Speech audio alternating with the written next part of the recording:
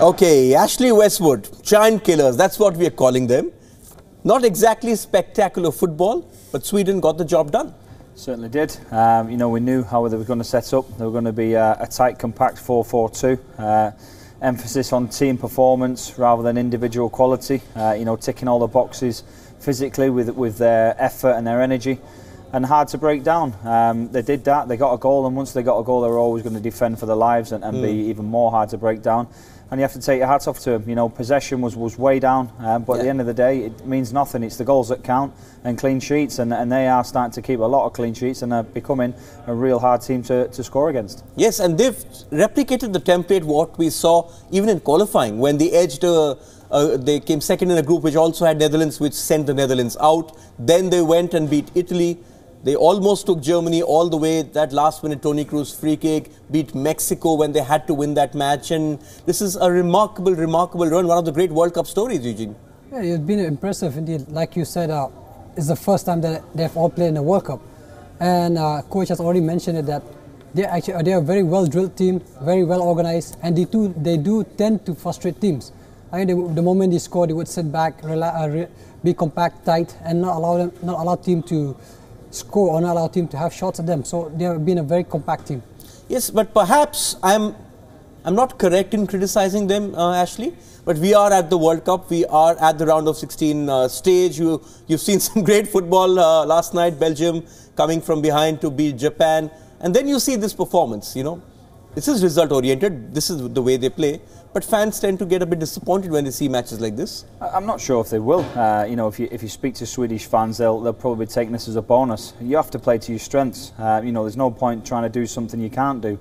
At the end of the day, a coach's job is to find the right formula to do what it takes to win games, and that's what they're doing. Now they're getting further. You know, they may try and do something a little bit different. I doubt it, because this has to be their formula to get to the World Cup. You know, we see Portugal do it in the Euros. They won the European Championships by playing similar to this. Obviously, they had Ronaldo. I think he missed the final, thinking back.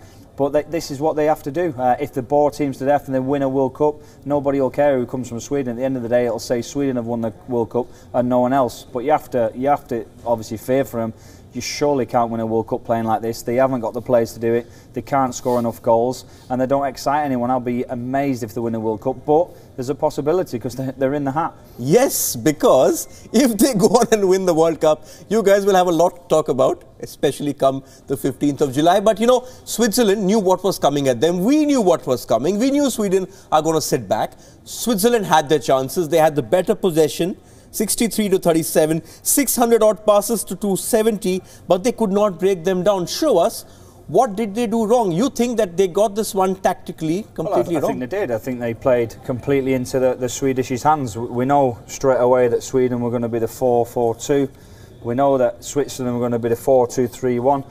And this is how it kind of, you know, looks. You know, Sweden never want to break this if they don't want. The fullbacks never get forward, if you like, so they're a nice compact two banks of four. And as it develops, as Switzerland were trying to play out from the back all the time, this was happening all the time for me. The ball was coming into the central defenders, and the first objective is you have to break the first line of defence. And the first line of defence for Sweden was a retreating two centre forwards, if you like, that would take up this role. And what Sweden did, they dropped, Switzerland, they would drop one player into the back two, if you like, that became a three. And they were playing the ball around. That's why they got so much possession. So the ball was being around it, and they still hadn't broke this first line of defence. So straight away, just simplifying, looking at that, there's 10 Swedish players and there's 7 Switzerland players. So they're already outnumbered by 3 players. Eventually, if they did break the first line of defence, it was only a little ball maybe into Xhaka. Xhaka would get the ball then, and then straight away they've got 8 players against 6 of the Switzerland players. So there was always outnumbered.